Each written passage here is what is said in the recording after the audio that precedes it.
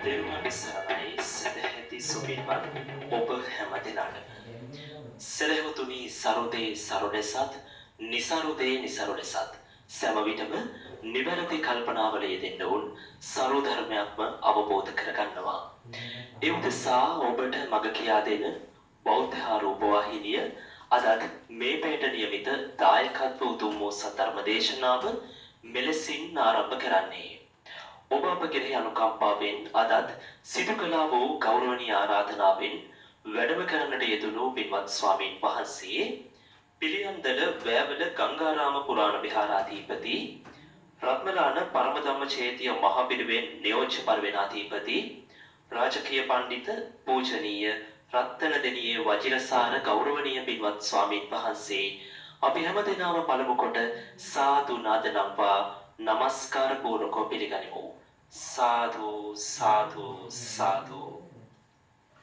සදහතුනි අද උතුම් වූ සද්ධර්ම දේශනාව වෙනුවෙන් පුණ්‍යකාමී දායකත්වය ලබා දෙමින් කටයුතු කරන්නේ පිළියන්දල වැවල තුම්බෝවිල පදිංචි දුලානී සතරසිංහ මහත්මිය පුෂ්පා නෙළුන්දෙනිය මහත්මිය නෙලිකා ගුණසේකර මහත්මිය ඇතුළු වැවල තුම්බෝවිල මිත්‍ර සංසදයේ පින්වත් පිරිස සමන්ත චක්කවාලේසු අත්‍රා ගච්ඡන්තු දේවතා සද්දම්මං මුනි රාජස්ස සුනන්තු සග්ග මොක්ඛදං ධම්ම ශ්‍රවණ කාලෝ අයං බදන්තා ධම්ම ශ්‍රවණ කාලෝ අයං බදන්තා ධම්ම ශ්‍රවණ කාලෝ අයං බදන්තා නමෝ තස්ස භගවතෝ අරහතෝ සම්මා සම්බුද්දස්ස නමෝ තස්ස භගවතෝ අරහතෝ සම්මා සම්බුද්දස්ස නමෝ තස්ස භගවතෝ අරහතෝ සම්මා සම්බුද්දස්ස ඊතෝ බෝ සුගතින් ගච්ඡ මනුස්සානං සහව්‍යතං මනුස්ස භූතෝ සද්දම්මේ ලබ සද්ධං අනුත්තරං තීති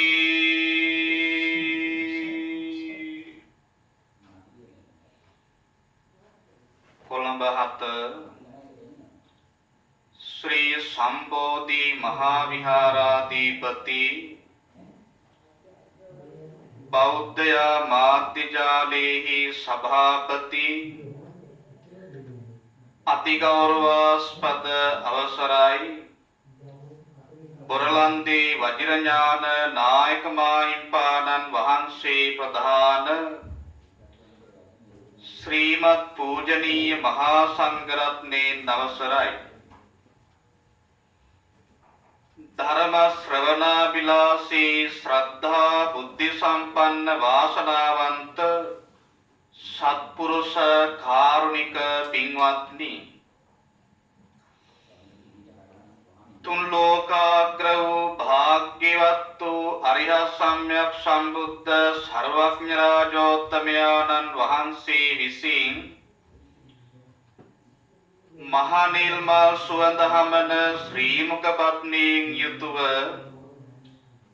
සුදු බුදුරැස් විහිදෙන සතර දළදා ස්පර්ශයෙන් අෂ්ටාංග සමන්නාගත බ්‍රහ්මස්වරයෙන් තුන් ලෝවාසී සත්වයන් පිළිබඳ පතල මහා කරුණාවෙන් යුක්තව දේශනා කොට වදාළ උතුම් වූ නෛර්යානික ශ්‍රී සද්ධර්මයෙන් එක් දේශනාවක් ශ්‍රවණය කිරීම සඳහායි සූදානම සර්වඥයන් වහන්සේ දේශනා කරලා තිබෙනවා විමුක්තායතන ශීර්ෂ හැටියට නිවනට පේසීමේ දොරටු පහක්. පළමුවෙන් ධර්ම ශ්‍රවණය කිරීමයි. දෙවැන්න ධර්ම දේශනා කිරීම. තුන්වැන්න ධර්ම සජ්ජායනය. හතර ධර්ම සම්මර්ෂණේ පහ භාවනාව. ඔය මුලින් කියාපු කාරණාවන් පහ නිවනට පේසීමේ දොරටුවක් බවට පත් වෙන්නේ පස්වෙනියට කියාපු භාවනාවක් වැඩෙනසෙයින් ධර්ම ශ්‍රවණය කිරීමෙන් ධර්ම දේශනා කිරීමෙන් ධර්ම සජ්ජායනා කිරීමෙන් ධර්ම සම්මර්ෂණය කිරීමෙනුයි. ඒ උතුම් නිවනට පේසීමේ දොරටුවක් බවට පත්වෙන උතුම් ධර්ම දානමේ පින්කම මේ පින්වත් සෑම දෙනා විසින්ම මේ වෙලාවේදී සිද්ධ කරගන්නට යෙදෙනවා. සද්ධම්මෝ පරම දුර්ලභං බණපදයක් අසන්නට ලැබීම ඊටාම දුර්ලභ කාරණාවක් බවයි සර්වඥයන් වහන්සේ දේශනා කළේ. කල්ප කාලාන්තරයකට වතාවක් තමයි සම්මා සම්බුදුරජාණන් වහන්සේ නමක් පහළ වෙන්නේ. ඒ සර්වාත්තා ඥානීටපත් සම්මා සම්බුදුරජාණන් වහන්සේ නමක් පහළ වීමෙනුයි මේ උතුම් බණපදයක් ශ්‍රවණය කරන්නට අවස්ථාව ලැබෙන්නේ. ඒ වටිනා අවස්ථාව අපි සෑම දිනකටම උදා වෙලා තිබෙනවා. ධර්මානුශාසනාවේ ප්‍රධාන දායකත්වයේ දරන වේවල තුම්බෝවිල පදිංචි සත්පුරුෂ ගුණැති පින්වත් දුලානී සතරසිංහ මහත්මිය, පුෂ්පා නිලොම්දෙනී මහත්මිය, නිලිකා ගුණසේකර මහත්මිය ඇතුළු වේවල තුම්බෝවිල මිත්‍ර සංසදේ පින්වත් සෑම දෙනා විසින් අද මේ ධර්ම දානමේ පින්කමේ දායකත්වයේ දරන්නේ. දායකත්වයේ දරන පින්වත් සෑම දෙනාටම බෞද්ධ රූපවාහිනිය ඔස්සේ ධර්ම ශ්‍රවණයට එකතු වන ලංකාවාසී ලෝවැසී පින්වත් සෑම සියලු දෙනාටම මෙලොව සැනසෙල්ල උදා කරගන්න පුළුවන්කම තිබෙන පරලොව වශයෙන් දේව මානුෂික ආදී සම්පත් සැලසෙන අවසානයේදී අමා මහ නිවනින් සැනසෙල්ලත් උදා කරගන්න හේතු වාසනා වෙන ඊ타ම වටිනා පුණ්‍ය ක්‍රියාවක් සිද්ධ කරන්නේ කියන අදහස පින්වත් සෑම දෙනා තුලම ඇති කරගන්නට ඕන. ඒ උතුම් වූ සිතුවිලි අදහස් ඇති කරගෙන ධර්ම ශ්‍රවණය කිරීමේ අදහසින් යුක්තව ද්වාරත්‍ර සංවරයෙන් යුතුව ශ්‍රද්ධාවෙන් යුක්තව ධර්ම ශ්‍රවණයට සූදානම් වෙන්න. ධර්මානුශාසනාවට මාතෘකා වශයෙන් මා මුලින්ම ගාථා ධර්මයක් සිහිපත් කළා. ඔය ගාථා ධර්මයේ අන්තර්ගත වෙලා තිබෙන්නේ සූත්‍ර පිටකාගත කුද්දක නිකායේ ඉතිඋත්තක පාළියේ තික නිපාතේට අයත් හතරවෙනි වර්ගයේහි පුබ්බ නිමිත්ත කියන සූත්‍ර දේශනාව තුලයි. මේ සූත්‍රයට අපර නාමයකුත් අට අට කතාවල සඳහන් වෙනවා දේවා ජවන කියන නාමයෙන් දිව්‍ය ලෝකයේහි දෙවියන් අතර තිබෙන ආශිර්වාද දේවශ්‍රීතක් සර්වඥයන් වහන්සේ මේ සූත්‍රයෙන් දේශනා කරලා තිබෙනවා.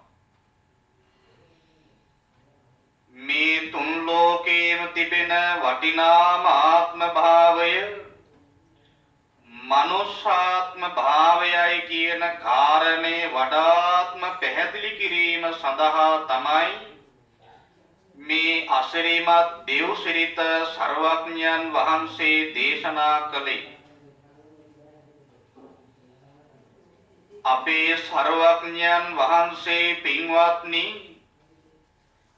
හරියට ගෙවල් දෙකක් මැද්දේ ඉන්න හොඳට ඇස්පේන පුරුෂයෙක් වගේ.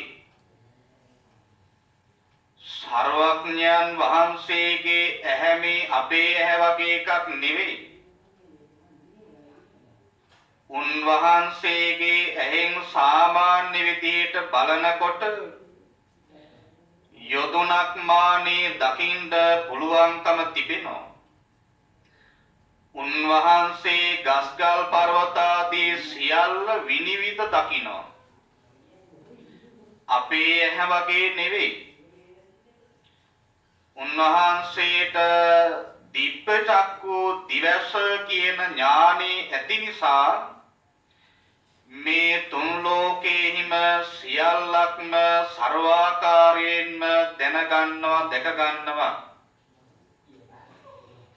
ඉහළට තියෙන දිව්‍ය ලෝක 6 ඉක්මවලා රූපාවචර බ්‍රහ්ම ලෝක 16 ඉක්මවලා අරූපාවචර බ්‍රහ්ම ලෝක 4 ඉක්මවලා පින්වත්නි භවාග්‍රේ දක්වාම සර්වඥයන් වහන්සේ සියල්ලෙන් සියල්ල දකිනවා. ඒ දිබ්බ චක්කු ඥානේ නොයි දකින්නේ දැනගන්නේ සර්වඥයන් වහන්සේ පහළටත් එහෙමයි. තිරිසන් අපාය, පෙරේත අපාය, අසුර අපාය 128ක් වෙච්ච නිරය පහලින් භවාග්‍රේහිම කෙළවරේම තිබෙන අවීචි මහ නරකයේවත් මහ නිරය දක්වා මේ තුන් ලෝකයේ සියල්ලක්ම ඊ타ම මනවින් දිබ්බ චක්කු ඥාණයෙන් මේ දිවසින් දකිනවා. ඒ වගේමයි සියල්ලෙන් සියල්ලම උන්වහන්සේ අහනවා. අපේ කන වගේ නෙවෙයි සර්වඥයන් වහන්සේගේ කන. ඊ타ම පවිත්‍ර කර්ණයුග්මයක් උන්වහන්සේට තිබෙන්නේ. සාමාන්‍ය විදිහට අපි වගේ අහනකොට කිලෝමීටරය 16ක් දක්වා යොදුනක් මානේ සියල්ලෙන් සියල්ල උන්වහන්සේ අහනවා. දිබ්බ සෝත ඥානේ දිව කන් ඇති බැවින් සර්වඥයන් වහන්සේ ඉහලින් භවාග්‍රේ දක්වා නේව සංඥා නා සංඥායතනේ දක්වාත් පහලෙන් අවීචි මහ නරකේ මහ නිරේ දක්වාත් සියල්ලෙන් සියල්ල උන්වහන්සේ අහනවා.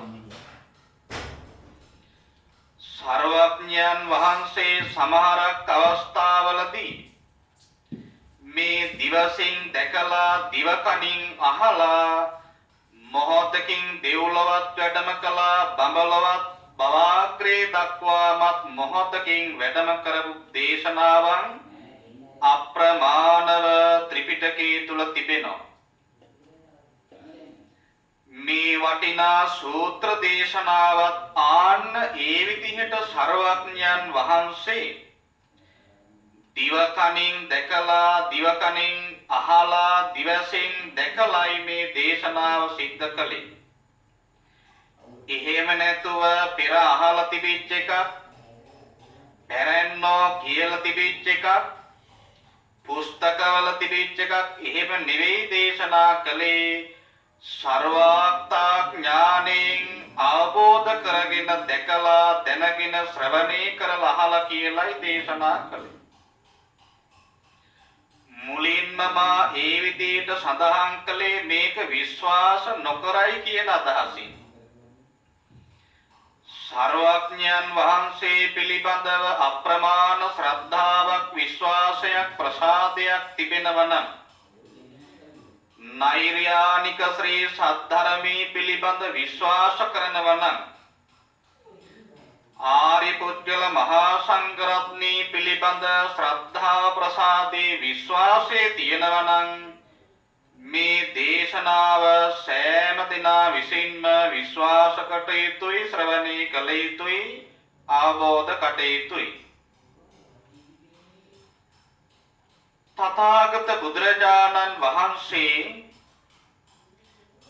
මේ වටිනා දේවසිරිත දේශනාව ආරම්භ කරමින් මුලින්ම සූත්‍රයේ සඳහන් වෙන්නේ නිදානයයි.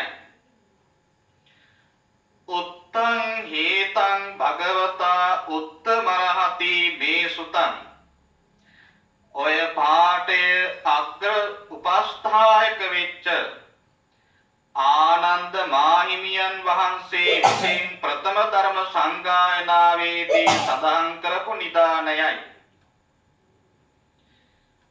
තථාගත බුදුරජාණන් වහන්සේ විසින් මේ දේශනාව දේශනා කළා. මා විසින් මෙසේ ශ්‍රවණය කළා කියන එකයි අර්ථය. පින්වත්නි, යදා භික්ඛවේ දේවෝ දේවකායා ඡවන ධම්මෝ හෝති පංචස්ස පුබ්බ නිමිත්තානි භාතු භවಂತಿ. සියලු දෙනා මමතා සර්වඥයන් වහන්සේ දේශනා කළ මහණෙනි, දිව්‍ය ලෝකයෙන් චුතවන දෙවියන්ට මෙන්න මේ වගේ නිමිති පහක් පහළ වෙනවා කියලා දේශනා කළා. දිව්‍ය ලෝක 6ක් තිබෙනවනේ. පළවෙනි එක තමයි චාතුර්මාරාජික දිව්‍ය ලෝකය. එහි ආයු ප්‍රමාණය පින්වත්නි ඊටාම අසිරිමත් අප්‍රමාණ ආයුෂමේ දෙව්ලොව තිබෙනවා. මනුලෝ වගේ නෙවෙයි. ඒ දිව්‍ය ලෝකේ ආයු ප්‍රමාණය මෙහිමයි. මනුෂ්‍ය ලෝකේ අවුරුදු 50ක් එහි එක දවසයි. ඒ වගේ දවස් 30ක් මාසයයි, ඒ වගේ මාස 12ක් අවුරුද්දයි. දිව්‍ය වර්ෂ වලින් පමණක් 500ක් පරමායුෂ තිබෙනවා.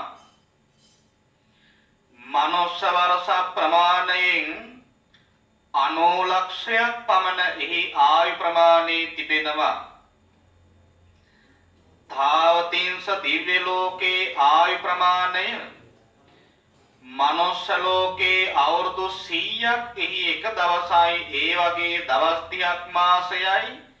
එවැනි මාස 12ක් අවුරුද්දයි. දිව්‍ය වර්ෂ වලින් 1000ක් පරමායුෂ තිබෙනවා.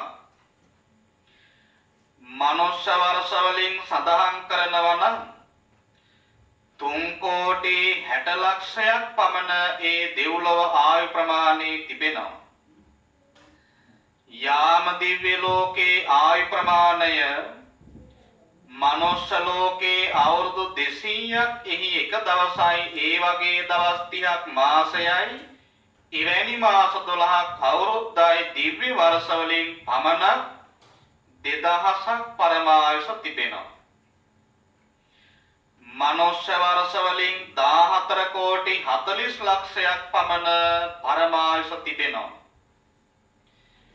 තුසිත දිව්‍ය ලෝකේ මනුෂ්‍ය ලෝකේ අවුරුදු 400ක් එහි එක දවසයි. ඒ වගේ දවස් 30ක් මාසයයි. එවැනි මාස 12ක් අවුරුද්දයි.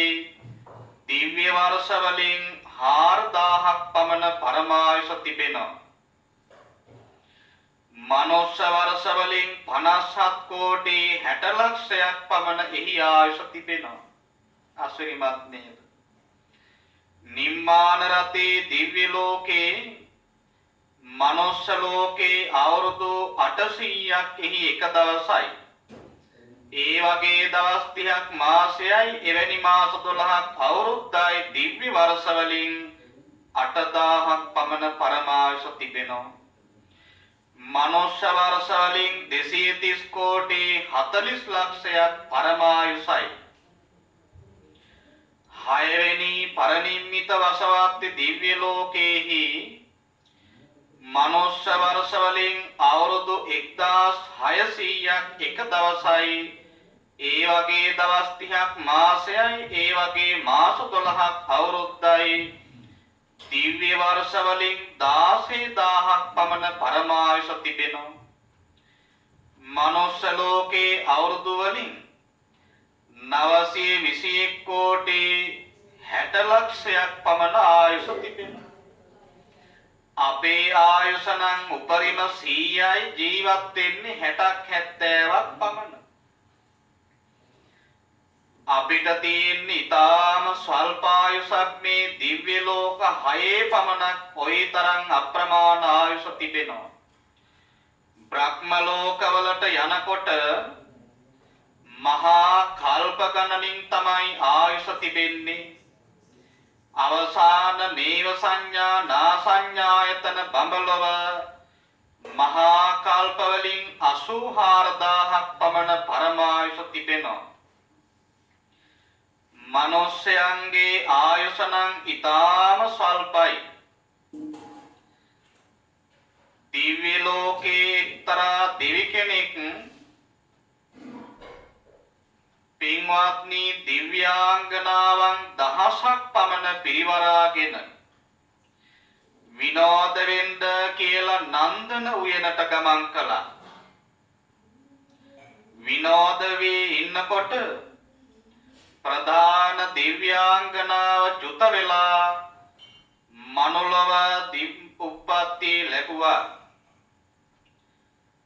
දියණියක් හැටියට මේ මනුෂ්‍ය ලෝකේ උප්පත්ති ලැබලා මේ කුඩා දැරියට පෙරාත්ම භාවයේ පිළිබඳ දකින්න පුළුවන් නුවණ පහළ වුණා.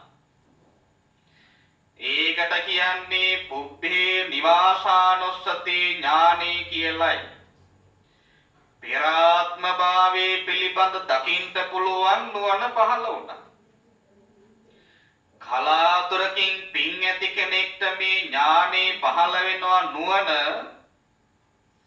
අද වුණත් අපි සමහරක් විටදී කලාතුරකින් ඒ වගේ ඇත්තන් පිළිබඳ අහන්න ලැබෙනවා. බුද්ධ කාලයේ එවැනි ඇත්තෝ හිටියා. මේ දියණියටත් ඔන්න ඔය කියන පෙරාත්ම භාවයේ පිළිබඳ දකින්න පුළුවන් නුවණ පහළ වුණා. තමන් තුසිත භවනේ හිටපු දිව්‍යාංගනාවක් බව දැක්කා. මේ තරම් සම්පත්ති වුණා. අහවල් දේවතා තමයි මගේ ස්වාමියා උනේ. මෙන්න මේ විදියටයි මා චුත වුනේ කියලා සියල්ලෙන් සියල්ල ඈ දැක්කා. කුඩා දැරිය පින්වත්නි එදා ඉඳලා ළමා කාලේ ඉඳලා පින්කම් කරන්න පටන් ගත්තා. දාන සීල භාවනාදී පින්කම් අපමණ කළා. නැවත මං එහි යන්න ඕනේ කියන අදහස ඇති වෙච්ච නිසා අවුරුදු 16 දී විවාහපත් වෙලා 20 වෙනකොට ළමයි දෙන්නෙකුත් හිටියා. අවුරුදු 20 වෙනකොට පින්වත්නි කර්මානුරූපව ඇය අප්‍රමාණ පින්කම් කරගෙන මිය පරලෝ ගිහිල්ලා ආයිනේ තුසිත භවනේ නන්දන උයනෙහිම පහළ වුණා. අර දේවතාවා එතකොටත් බොහෝම විනෝද වෙමින් කටයුතු කරමින් හිටියා. දේවතාවා මේ දිව්‍යාංගනාවෙන් ඇහුවා කොහෙද මෙච්චර වෙලා ගිහිල්ලා හිටියේ? සඳහන් කළා ස්වාමීනි මගේ පින් අවසන් වෙලා චුත වෙලා මනුලෝ උප්පත්ති ලැබුවා. මව කුසේ දසමාසයක් ඉඳලා උප්පත්තිය ලැබලා පෙර ආත්ම භාවයේ පිළිබඳ දකින්න පුළුවන් නුවණ පහළ වීම නිසා සියල්ලම දැකලා ඔබතුමා ගාවට එන්නම මම පින්කම් කළා. අවුරුදු 16 විවාහත් වෙලා ළමයිනොත් අදලා අවුරුදු 20 දී මැරිලා දැන් ආයි මෙහි උප්පත්තිය ලැබුවා කියලා සඳහන් කළා. මේ දේවතාවා අප්‍රමාණ සංවේගයටපත් වුණා. මනුලොව ආයුෂ මේ තරම් ස්වල්පද කියන අදහස ඇති වුණා. ඒ වගේ ඊටාම ස්වල්ප ආයුෂක් තියාගෙනයි අපි මේ නිකරුණේ කාලය ගත කරන්නේ. පින්වත්නි අපේ ළමා කාලේ කුඩා කාලේ ඉඳලා පින්දහම් කටයුතු සිද්ධ කරගෙන සත්පුරුෂ ගුණවන්ත ජීවිත ගත කරන්න ඕනේ. දිව්‍ය ලෝකේ දෙවි දේවතාවුනොත් එහෙමයි. අරමං අප්‍රමාණ ආයු ප්‍රමාණයන් පිළිබඳ සඳහන් කළත් සියලුම දෙවි දේවතාවෝ පරමායුෂ වින්දනය කරන්නේ නැහැ. අතරමඟදී චුත වීමටපත් වෙනවා. අතරමඟදී චුත වෙන දිව්‍ය කොට්ටාශයන් දෙකක් පිළිබඳ සඳහන් වෙනවා. පළවෙනි අවස්ථාව තමයි චිත්තාපදෝසික. අපි උදේටත් ආහාර ගන්නවා, දවල්ටත් ආහාර ගන්නවා, නොරදවා රාත්‍රියටත් ගන්නවා 3 වේලක්. පුළුවන් වෙලාවට ලැබෙන සෑම වෙලාවකදීම අපි තව තවත් අනුභව කරනවා. 10ටත් අපි තේ බොනවා, මොනවා හරි අනුභව කරනවා. පුළුවන් වුණොත් 3ට 4ටත් එහෙමයි, 6ට විතරත් එහෙමයි. මේ සෑම වෙලාවකදීම ලැබෙන වෙලාවේ අනුභව කරන පිරිසක් තමයි අපි. මිනිස්සු. නමුත් දෙවි දේවතාවෝ ඒ හැටියට අනුභව කරන්නේ නැහැ. දවසකට එක වේලක් පමණ පින්වත්නි නොවරදවාම ආහාර ගන්න ඕනේ. ඒ සමහරක් දෙවි දේවතාවෝ විනෝදයට බර වුණාම ආහාර අමතක වෙනවා. අපිටත් එහෙමනේ. විනෝද වෙන්න ගියහම කණ්ඩ අමතක වෙනවා. දෙවියන්ටත් එහෙම වෙනවා. නම් ඒ විදිහට විනෝදයට බර වුණාට පස්සේ ආහාර අමතක වුණොත් එහෙම ඒ වෙලාවේදීම දෙවියෝ චුත වෙලා මේ මනුලොව උප්පත්ති ලබනවා. ඔය පළවෙනි අවස්ථාව.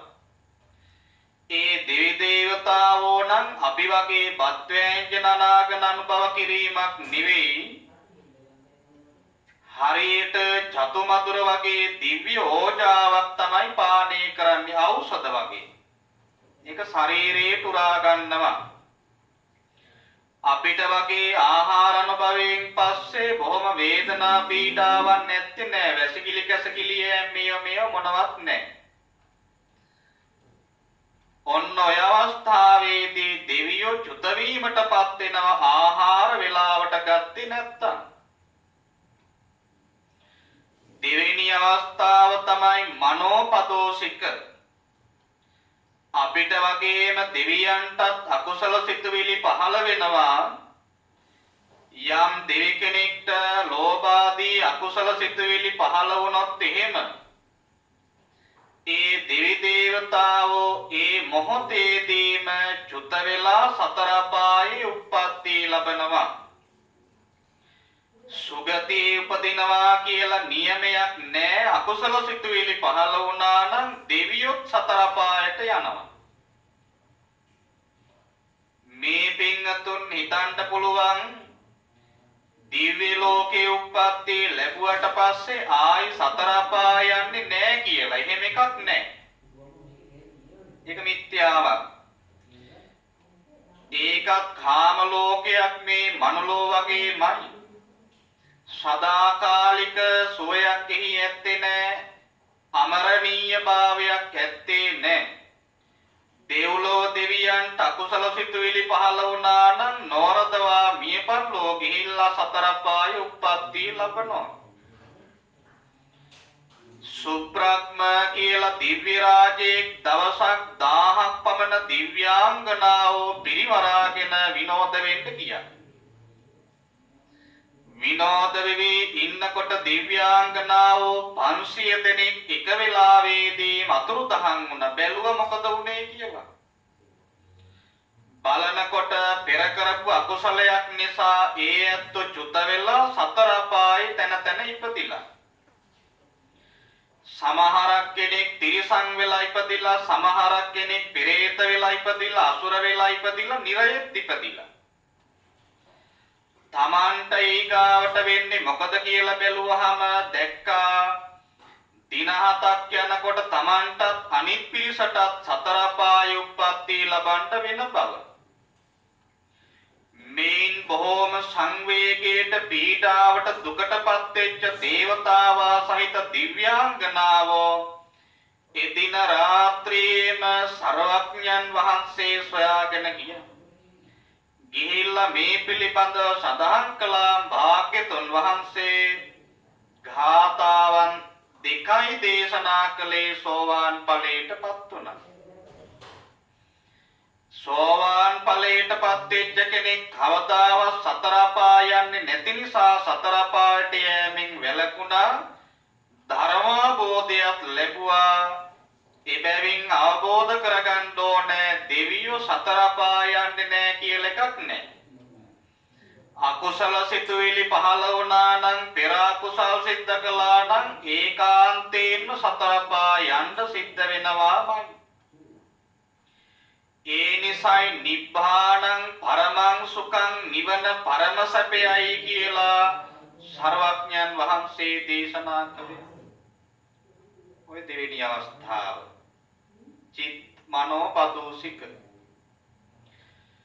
ඒ දෙවි දේවතාවෝ පරමායුෂ වින්දනය කරලා චුත වෙනවා නම් පමණයි අන්න අර කියපු නිමිති පහ පහළ වෙන්නේ. මොනවද මේ නිමිති පහ? කතමානි පංච මාලා මිලායන්ති. පළවෙනි එක තමයි මල් මැලවෙනවා.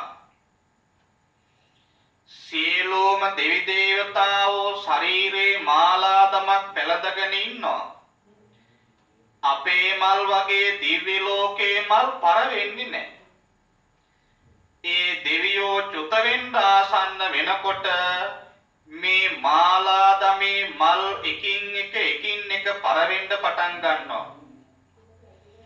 එවිට ඒ දේවතාවෝ දිව්‍යාංගනාව දැනගන්නවා මගේ දැන් ආයුෂ අවසන් වීගෙනයි එන්නේ, මම චුත වෙන්න ආසන්නයි කියලා ඒ දේවතාවෝ දිව්‍යාංගනාව දැනගන්නවා. වත්තානි කිලිස්සන්ති දෙවෙනි නිමිත්තකුත් පහළ වෙනවා. දෙවියන්ගේ වස්ත්‍ර අපේ වස්ත්‍ර වගේ නෙවෙයි, කිලිටු වෙන්නේ නැහැ. අපේ වස්ත්‍ර නම් කිලිටු වෙනවන්නේ නිතරම ජරා වෙනවා. මේ පින්නතුන් දැන් ඇඳගෙන ඉන්න මේ වස්ත්‍ර ආයි පාරක් අඳින්න අමාරුයි.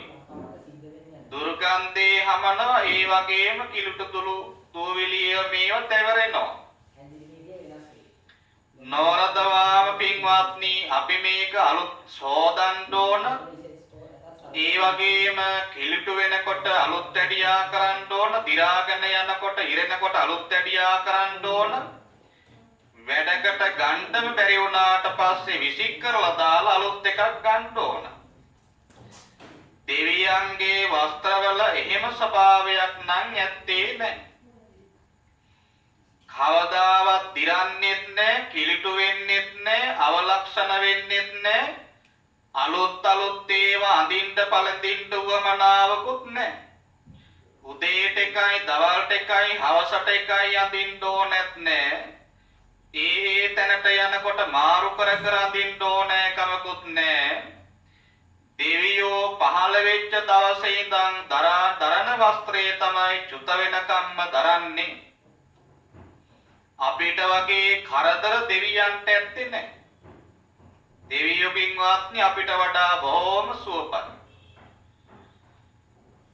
යම් දෙයකෙනෙක්ගේ ආයුෂ අවසන් වේගන එනකොට නම් නිමිත්ත නිමිත්තක් වශයෙන් මේ වස්ත්‍ර ටිකක් කිලුටු වීගෙන යනවා, දුර්වර්ණ වීගෙන, අවලක්ෂණ වීගෙන යනවා.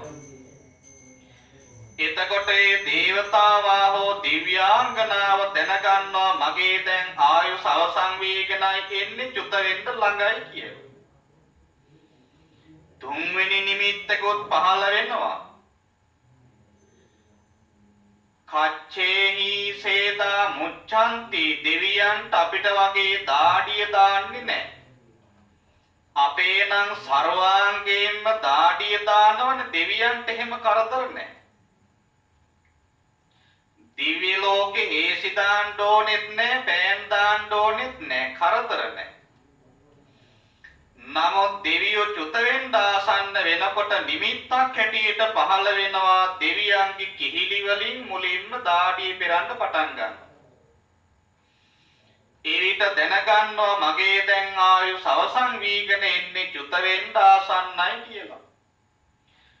කායෝ දුප්පඤ්ඤං ඔක්කමති.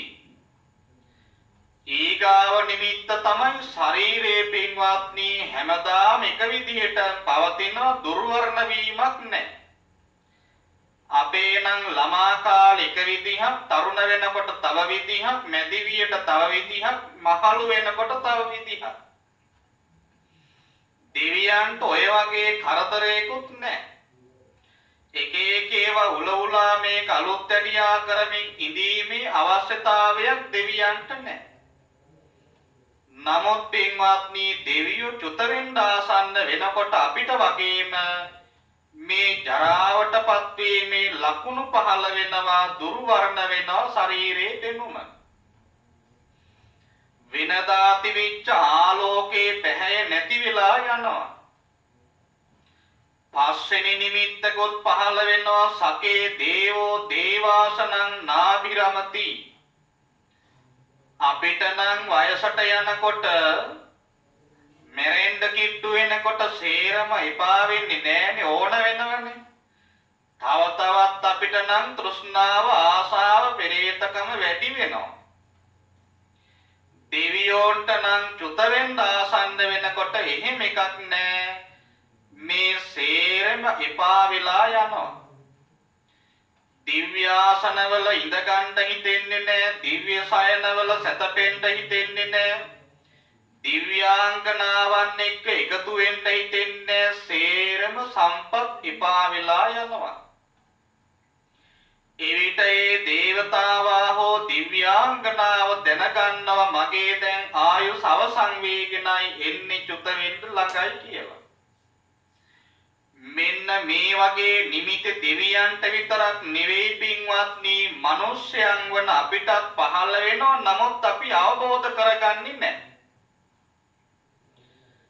ළමෙක් තරුණ වෙනවා කියන්නේ මෙන්න මේ වගේ නිමිත්තක් තමයි. තරුණ වියෙන් අපි මැදිවියට යනවා කියන්නේ මේ වගේ නිමිත්තක්. මැදිවියෙන් මහලු වියට යෑමක් නිමිත්තක්. ඇස්පෙනීම අඩු වෙනවනේ එන්න ඒවත් නිමිති. කළු කෙස් ගස් අතර නර කෙස් ගස් පහළ වෙනවා, ඒවත් අපිට පහළ වෙන නිමිති. දෙවියන්ට වගේ තමයි. මේ සම්පූර්ණ ශරීරයේම දි รา ගෙන ජරාවටපත් වෙනකොට දැනගන්න ඕන මිනිස්සුયો වෙන අපි දෙවියෝ වගේම මගේ දැන් ආයුෂ අවසන් වීගෙනයි එන්නේ, මම පින්කම් කරගන්න ඕන, ඒ සඳහා සෝදානම් වෙන්න ඕනේ කියන අදහස ඇති කරගන්න ඕන. දෙවියන්ට ඔය නිමිති පහළ වුණාට පස්සේ සියලුම දෙවි දේවතාවන් එකතු වෙලා මේ දේවතාවා හෝ දිව්‍යාංගනාව අලංකාරමත් කරපු විසුතුරු රථයක නම් වාගෙන විචිත්‍රවත් උද්‍යානයේ වන නන්දන උයනට එක්කරගෙන යනවා. ඒ දිව්‍ය ලෝකවල ඊටාම විචිතුරු රමණීය උද්‍යාන තියෙනවා. පින්වත්නි, ඒ අතර තියෙන ඊටාම විචිතුරුම උද්‍යානයේ තමයි නන්දන උයන. චිත්‍රලතා ආදී වශයෙන් තවත් උද්‍යාන රාශියක්ම දෙව්ලොව තිබෙනවා. මේ උද්‍යානයට එක්කරගෙන ගිහිල්ලා පින්වත්නි මේ වගේ අනුශාසනාවක් ඒ දෙවියෝ කරනවා. ඊතෝබෝ සුගතින් ගච්ඡ සුගතින් ගන්්වා සුලබ්ධ ලාභං ලබ සුලබ්ධ ලාභං ලබිත්වා සුප්පතිට්ඨිතෝ භවෝ හෝති. මේ විදිහට ඊටාම මිහිරි විදිහට ප්‍රියමනාප විදිහට සතුටු කරවමින් මෙන්න මේ වචන තුනෙන් අනුමෝදනාවක් කරනවා. මොකද්ද මේ අනුමෝදනාව? ඊතෝභෝ සුගතින් ගච්ඡ නිදුකානනි ඔබ මේ නික්මිලා සුගතියෙහි උප්පත්ති ලබන්න. සුගතිය කිව්වේ මනුස්ස ලෝකේ මනුලොවටයි. මේ මනුස්ස ලෝකේ උප්පත්ති ලබන්න. සුගතින් ගන්්වා සුලබ්ධ ලාභං ලබ සුගතියේ උප්පත්ති ලබලා උතුම්ම ලාභේ වන ධර්ම ලාභේ ලබන්න බුදුරජාණන් වහන්සේගෙන් බණපදයක් අහන්ට අප්‍රමාණ ශ්‍රද්ධා විශ්වාසයේ ප්‍රසාදේ ඇති කරගන්න. සුලබ්ධ ලාභං ලබිත්වා සුප්පතිට්ඨිතෝ භවෝ හෝති. ඒ උතුම් වූ ශ්‍රද්ධාව නැමැති ලාභේ ලබලා කවදාවත් සතර පාට යන්නේ නැති කෙනෙක් බවට පත් වෙන්න කියලා ආශිර්වාද අනුශාසනාවක් සිද්ධ කරනවා. අපේ සර්වඥයන් වහන්සේ අවසානයේදී ගාථා ධර්මයකින් මේ පිළිබඳව දේශනා කළ ඒ ගාථාවයි මා මාතෘකා වශයෙන් ප්‍රකාශ කළේ. ඊතෝබෝ සුගතින් ගච්ඡ මනුස්සානං සහව්‍යතා මනුස්ස භූතෝ සද්ධම්මේ ලබ සද්දං අනුත්තරං තී. මා මුලින් සඳහන් කරපු අර්ථයමයි මේ ගාථාවෙන් සර්වඥයන් වහන්සේ දේශනා කළේ. නිදුකානෙනි මේ දෙව්ලොවේ නික්මිලා සුගතියේ උප්පත්ති ලබලා ශ්‍රද්ධාව නැමැති වටිනාම ලාභේ උදා කරගෙන දාන සීල භාවනාදී අප්‍රමාණ පින්දහම් කටයුතු සිද්ධ කරගෙන සතර පායට යන්නේ නැති අමා මහ නිවනින් සැනසීම උදා කරගන්නා කෙනෙක් බවට පත් වෙන්න කියන එකයි අනුශාසනාව. මේ වටිනා දේශනාවගේ කෙළවර දේශනාව ශ්‍රවණය කරපු භික්ෂූන් වහන්සේලා ධර්මාභෝධේ උදා කරගත්තා. බොහෝ දෙව් මිනිසුන් සැනසීමට ධර්මාභෝධයට පත් වුණා. ඒ දෙවි දේවතාවුන් පවා ප්‍රාර්ථනා කරන්නේ මේ මනුලෝපත්ති ලබන්නයි.